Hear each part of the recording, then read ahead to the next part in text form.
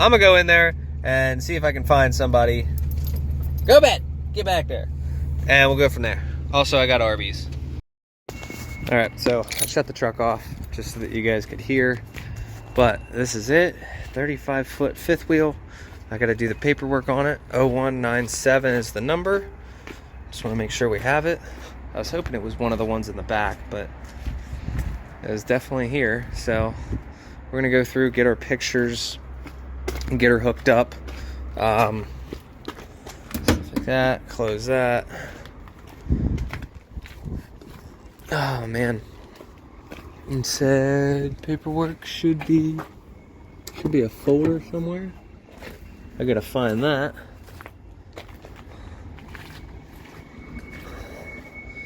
But yeah, this be it. Just a little guy, nothing crazy. Now I've gotten the question of why I keep this thing back here. It won't reach up front, but these things don't have batteries in them, so we're gonna retract the front. It's already locked in. I do need to get a lube pleat. Oh, thing's barely squatting. We're already up. I'm gonna put them up all the way, and then gotta flip the mirrors out, but I gotta put a pin in that, and then we're good to pull this thing out, and I'll show you guys what we got. It's a 35-footer. All right, always do your tug tests. What I'll do is I'll pull up. Now generally, I recommend doing it with the jacks down, but I would have had to keep the power hooked up. So we're gonna be super careful pulling out of here.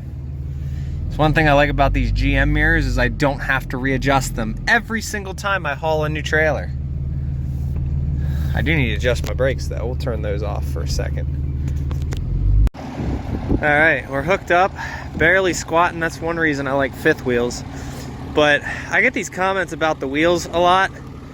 Guys are always very judgmental on the wheels because I like to run wides. And I'll tell you what, I've run dualies before. I've had a ton of blowouts with dualies. I like the look of these, but I also like the stability that they provide. Because if you put stock wheels and tires on these, one, I've blown so many out, but two, these provide a lot more stability. So I figure I'll answer that question for you guys real quick. Make sure I did get the right one 100%. Before I head out of here. Never want to assume you got the right one, but it should be a Jayco Eagle 0197. We are good to go. So we're going to GPS where I need to go, probably find a Love's along the way.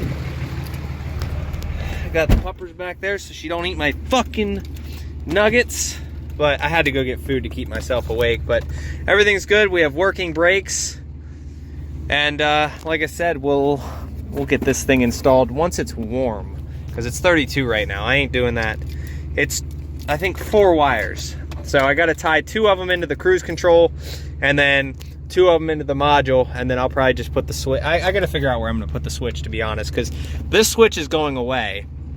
When we do the full manual valve body, it'll be up here on the shifter, and then the lock, yeah.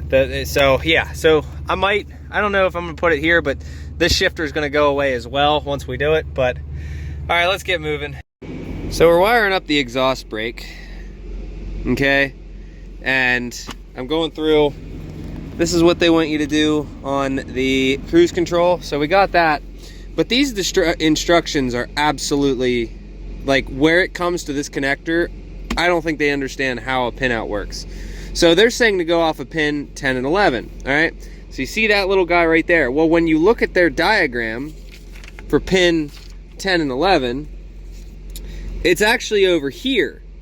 But in the instructions, it says to use the 2 pins that are blank. That's not pin 10 and 11. 10 and 11 are right here.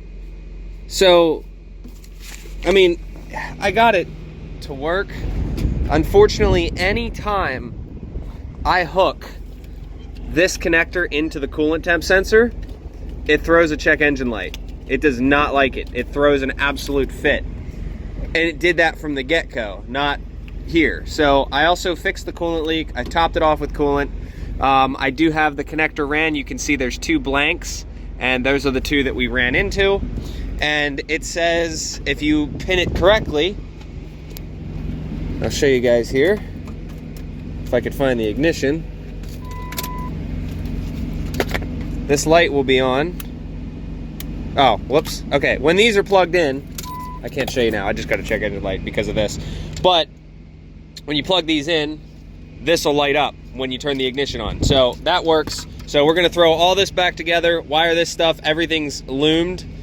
This is my lockup switch, which we're going to, like I said, we're going to be moving eventually. Yeah, I kind of wanted to put it there, but I don't think we're going to do that. I don't know. I'm going to get this thing thrown back together. It's a T20. I had one in stock.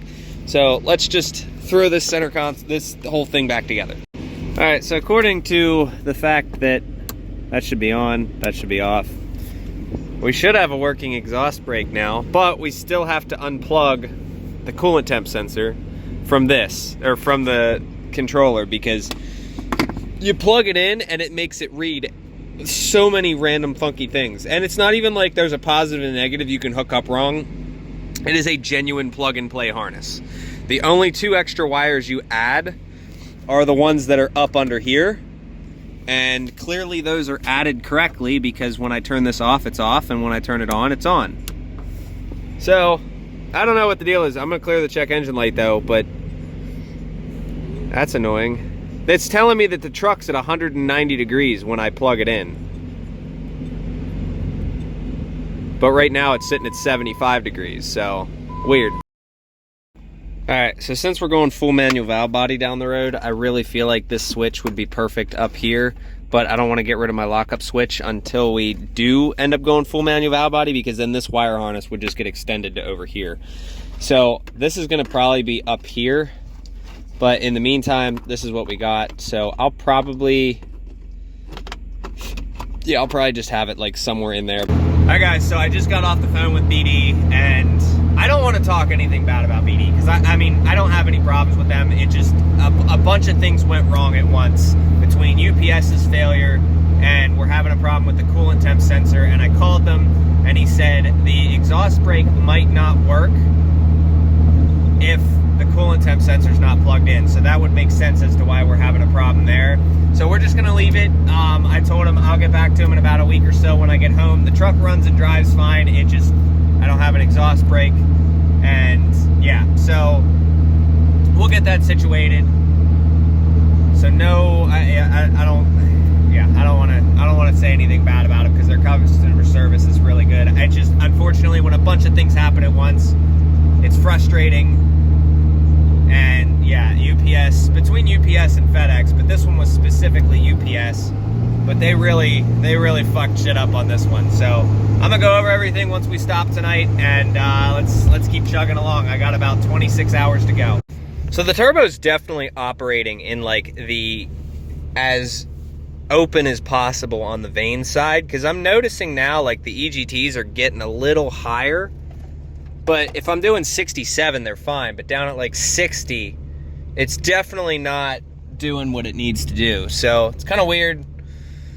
Definitely have harness problems. You can see harness or actuator problems, either or. But yeah, so we're going to get out here.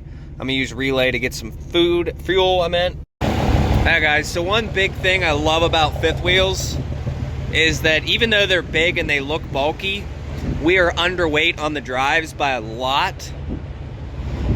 So it's one of my favorite things about them, because bumper pulls, sorry about the wind, bumper pulls are just absolutely horrible on Bertha. Bertha hates bumper pulls. But when you light up something like a fifth wheel, you can see we're not even squatting. So I'm just gonna fill the whole thing up. And then, oh, are you fucking kidding me? I'm gonna fill the aux tank, fill everything as much as possible, and then we got 11 hours of drive tonight. All right, 103 gallons, 447. Yeah, so I'm clearing the codes now. As I was saying about the turbo being only activating on like the completely open side, it definitely, that's the case. Because I got an underboost code. There we go. Yeah, so you basically get quarter throttle. So, all right, now we're good. All right, so we're pretty much gonna end it here, and it is what it is. Guys, don't think of it as a negative. I think that once the whole process is done and we get everything figured out, that this will totally be worth it. It's not like it's affecting the truck negatively, at least not very much. The turbo still spools pretty decent, even for being on the bigger side. I will say that I know there's definitely a problem. this switch on the bottom, actually this whole thing is warm. So, yeah, it's not a good sign. Definitely not a good sign. But, I mean, it is what it is. We've already had our conversations, guys. Don't be afraid to take risks and just fucking send stuff. Because, like, if you want something, but you're not willing to take the risk to go and buy it, it's just, I mean, if you want to stay in your safe space and this and that, that's fine. But I've run a stock truck for way too long, and I'm over it. I don't care. I want what I want. So I want a VGT on my truck. And it just so happens that I ended up getting the one that had, you know, I got the you know, the short, whatever you fucking want to say about it. It is what it is. I called them. We're going to work with it and see if it's, you know what I mean, if it's the harness problem or if it's a module problem. And I think we can test that pretty easily. If I unplug the module and go and plug in the sensor and it still throws a check engine light, then we know we have a harness problem, because he seems to think it's a harness problem. So I hope you guys enjoyed. I'm going to cut it here. We got a good 25-ish hours to go. We're still holding 67 fine, and it is windy as absolute shit here in Illinois. And we're still holding the speed just fine. So I hope you guys enjoyed. I'll see you in the next video. If you guys need anything, I will be in Arizona on Monday. And then let me know. Like, if you guys need anything from, like, Arizona over to Texas and you're serious about it, let me know. Just give us, just shop number, cpstevemiller.com. See you guys.